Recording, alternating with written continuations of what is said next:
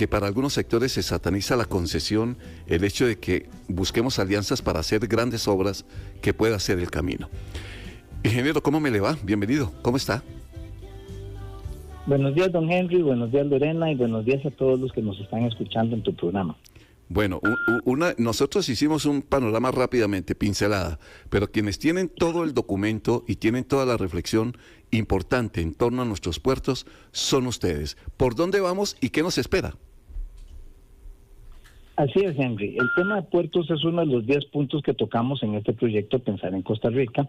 Tal vez como manera introductoria, este proyecto Pensar en Costa Rica es una comisión permanente que tiene el Colegio Federal de Ingenieros y Arquitectos con especialistas de varios temas. Es un proyecto que ya tiene 20 años, o sea, esta sería la quinta campaña electoral en la que le estamos dando información relevante en 10 temas relacionados con la ingeniería y la arquitectura para el desarrollo de Costa Rica, para el progreso del país, y como bien decías también, que le puede servir para ir alineando en estos temas a todos los candidatos a la presidencia sobre qué son los problemas y qué es lo que debemos solucionar en estos temas. Uh-huh. En el tema de puertos específicamente, podemos destacar algunos datos importantes. El dato de la UNCTAD, que es la Organización de las Naciones Unidas sobre el Comercio y el Desarrollo, nos dicen que los puertos están manejando el 80% del comercio mundial si lo medimos en volumen y el 70% si se mide en términos de valor financiero, de dólares o de valor monetario. Uh-huh. Tenemos que recordar, por ejemplo, y es una de las cosas que van también paralelas en el documento, los temas y la importancia del cambio climático. El CEFIA, junto con el MINAE y el Fondo Verde Mundial, estamos trabajando en un código de adaptación al cambio climático. Y eso lo menciono porque, por ejemplo, en el tema de puertos, Caldera ha tenido demoras de 30 días aproximadamente al año debido al oleaje que se ha aumentado debido al cambio climático, y eso hace que ese oleaje diga el puerto hoy no puede funcionar, los barcos se tienen que quedar a la espera, no pueden entrar o salir para descargar. Eso hace 15 años eran 2 o 3 días al año, hoy son 30. Ese incremento de 2 o 3 días a 30 son efectos reales del cambio climático que debemos considerar en los puertos. Uh-huh. Además, ya sabemos que ya desde hace varios años estamos con un colapso en nuestro puerto del Pacífico de Caldera. Uh-huh. ¿Qué se propone? Sí. Dale, perdón. No, adelante. No, quería comentarle esto de cuánto efecto puede tener el cambio climático en toda la logística, en toda la parte que uno no pensaría de cierta manera que podría afectar en tantos días de atraso, por ejemplo, ¿verdad? Así es, estamos hablando de un aumento de más de 10 veces lo que era. Uh-huh. Estamos pasando de 3 días a 30. Y eso evidentemente afecta los costos. Uh-huh. Uno puede decir, bueno, ¿eso a mí en qué me afecta? Eso afecta en que se aumentan los días de espera de los barcos, que somos más ineficientes en el puerto descargando.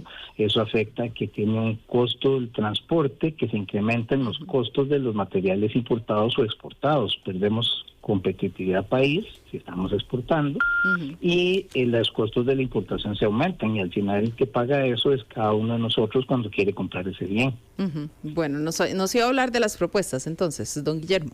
Exacto. En estos temas, bueno, evidentemente, como bien estaba mencionando don Henry, es importante el tema de las alianzas público-privadas, uh-huh. mejorar el tema de las concesiones en Costa Rica. En estos momentos hay una ley que se está discutiendo en la Asamblea Legislativa para hacer unas transformaciones a lo que es hoy el Consejo Nacional de Concesiones, que ayudarían a facilitar el hecho de poder atraer inversiones para hacer obra pública.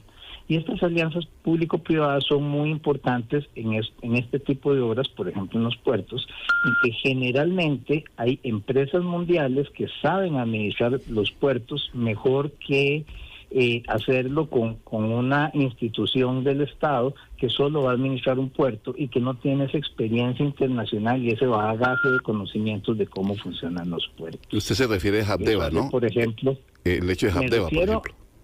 Me refiero en general, porque también estar hablando del INCOP.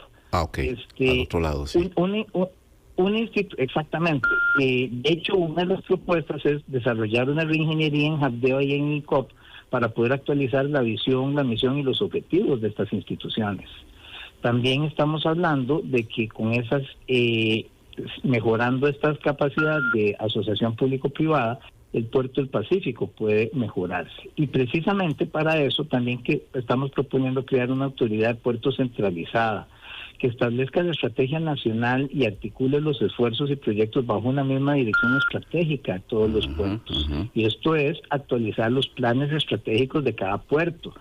En el Atlántico tenemos Jabdeo y tenemos Moín, también hay puertos de granos, también hay puertos de combustible. Son cosas que se pueden estar desarrollando y no podemos estar separados con una organización por cada puerto que tenemos. O sea, la globalización nos lleva a trabajar más en conjunto y no de una manera separada. También, por ejemplo, para esa estrategia nacional de puertos, deberíamos crear una ley de puertos marco que permita hacer que esto funcione. Otros temas que estamos proponiendo, por ejemplo, es promover el análisis y la discusión técnico-legal de lo que serían las mejoras de la ley de concesiones de obra pública, como estábamos hablando, de tal manera que ahí podamos tipificar los procesos de acuerdo a la naturaleza de las cosas que se estén haciendo. O sea, no es lo mismo hacer una concesión de un puerto que la concesión de un ferrocarril, que la concesión de un aeropuerto o que la concesión de una carretera. Claro, pero ingeniero, ¿por qué razón ustedes, que son los que estudian ese tema tan a fondo, por qué razón, si el país tiene una experiencia ya con puertos y con algunas vías con la figura de la concesión, por qué todavía genera temores? Si es que es temores o es que simple y llanamente por temas políticos o de creencias políticas o de ideologías, no avancemos más en ese sentido. Son muchas razones las que tienen que ver con el tema de las concesiones. Primero, tal vez Costa Rica no tuvo buenas experiencias al inicio. Eso hizo que viéramos con cierto recelo el tema de las concesiones. Ya eso ha ido cambiando y ya vemos que hay algunas concesiones que funcionan bien.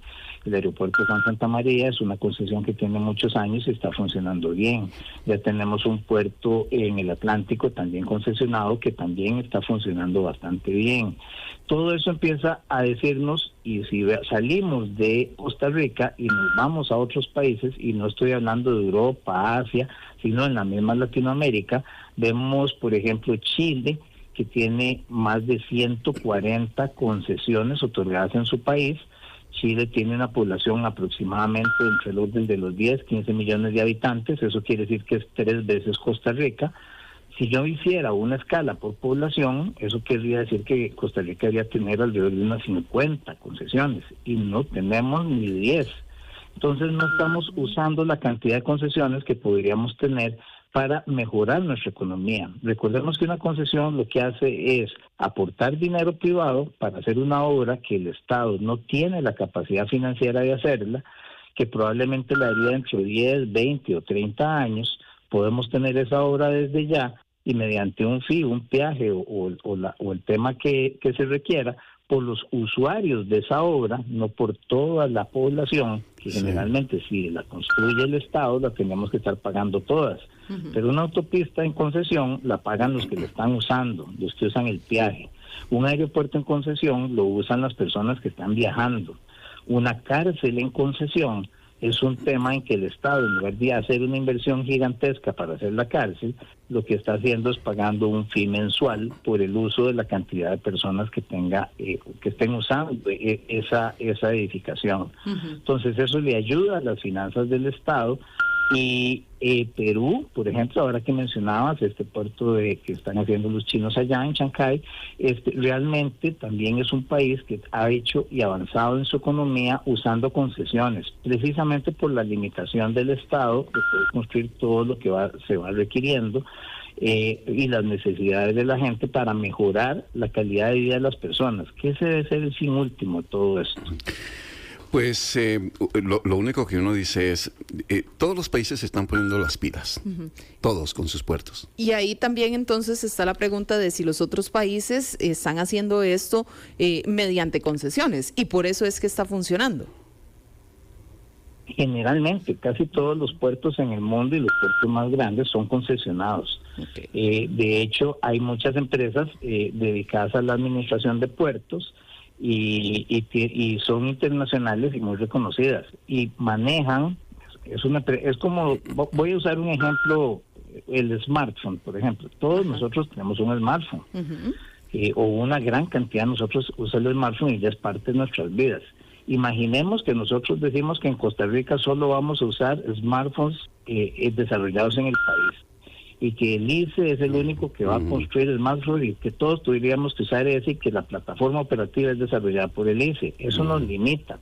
O sea, los puertos también ya son un tema mundial, y como lo es el smartphone. Entonces, la operación, el desarrollo, las logísticas y todo son planificados por corporaciones especializadas a nivel mundial que hacen ese tipo de trabajos. Porque hay gente que lo sabe hacer. Que podamos... Exacto, y además maneja todos los contactos de que tiene la relación directa con otros puertos, y así como yo puedo llamar de un teléfono Apple a un teléfono Huawei o a un teléfono Samsung sin que haya ningún, y perdonen por el comercial, sin que haya ningún problema con el teléfono que estoy usando, así funcionan los puertos, no importa si es el operador A, el operador B o el operador C. Mientras nos traiga desarrollo, que es lo más importante. Pues bueno, está el documento.